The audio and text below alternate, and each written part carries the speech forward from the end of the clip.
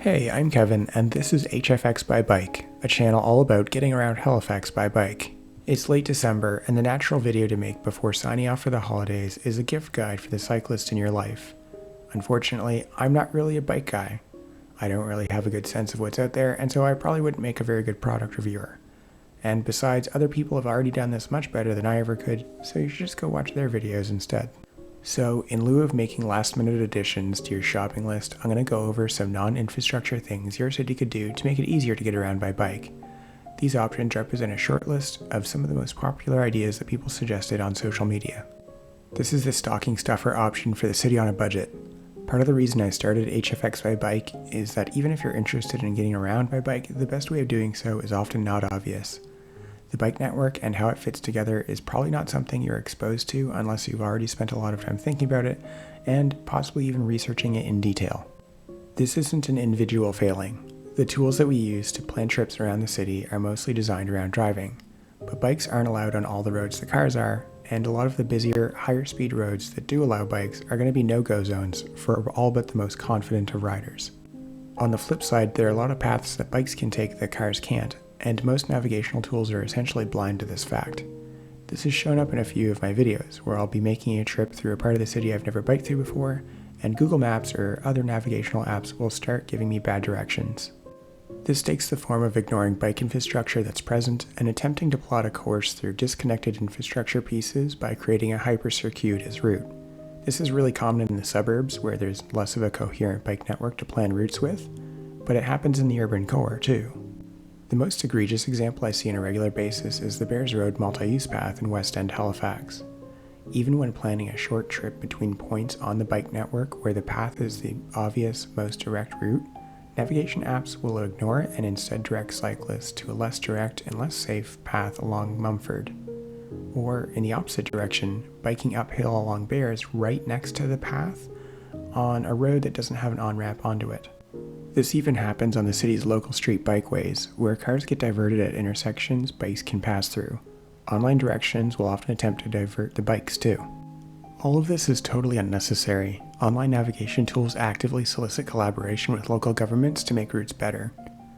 The fix for this would be as simple as adding the task of making sure that new bike infrastructure's functionality is updated in popular services for each project as it's completed. This is basically free and would make it easier for people to access the bike network that the city is gradually building out. So why not? The most common response I got when asking about non-infrastructure gifts centered around parking, although this took on a lot of different forms.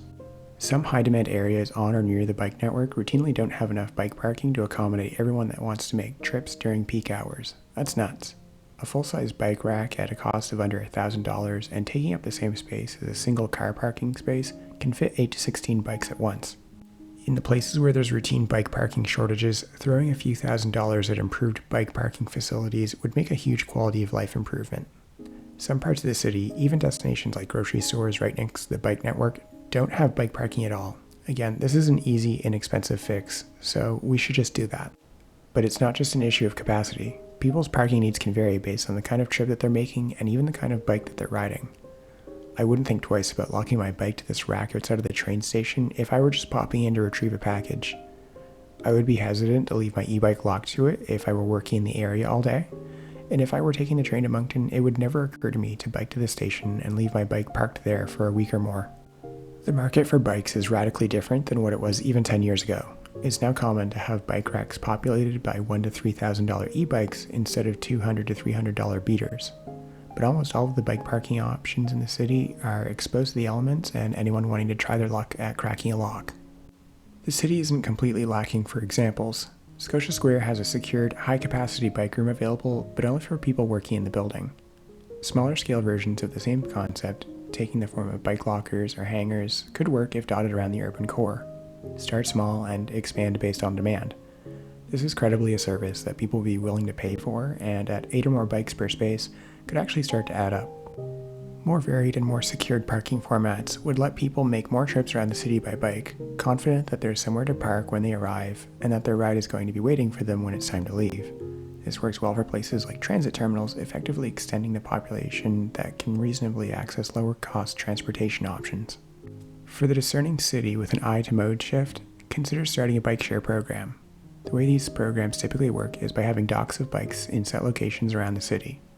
People can then use the bikes, typically paying on a combination of a recurring subscription basis and a per-minute charge. At the individual level, bike shares enable people to access the benefits of getting around by bike without actually having to buy one, spend the time and money to maintain it, or worry about where to park. All of the boring downsides of bike ownership get handled either by the city or a company, and users get to reap all the perks. But a lot of the benefits happen at the level of the transportation system as a whole. A prime example is how bike shares synergize with transit. To make a concrete example, people coming off the ferries in downtown Halifax are on foot, so the only things that they can access relatively quickly are within a short walking distance. Transferring to a bus service doesn't really extend the range all that much, but hopping on a bike share located at the ferry terminal opens up most of the peninsula within 10 to 15 minutes, which then increases the value of taking the ferry trip to begin with. The same idea works for other branches of the transit network, with bike share rides serving to fill the gap between major transit hubs and people's final destinations.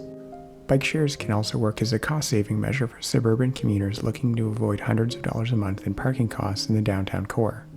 The city's paid parking footprint is actually quite small. Outside of the area immediately surrounding downtown, parking is generally free. Positioning bike share docks in parts of the city adjacent to the bike network with free parking would give commuters lower cost options for parking their car while also having short trips to the downtown. Those are 3 non-infrastructure things the city could do to make it easier to get around by bike. I just wanted to thank everyone that offered their thoughts on this topic on social media. Please let me know in the comments what are the things the city could do to make getting around on bike easier. And I just wanted to give a special thank you to everyone who's been watching and interacting with the channel over the last season. This is the season finale for 2024, but I'll be back in early January with videos all about getting around Halifax by bike. One last time, thanks for watching, and see you next time.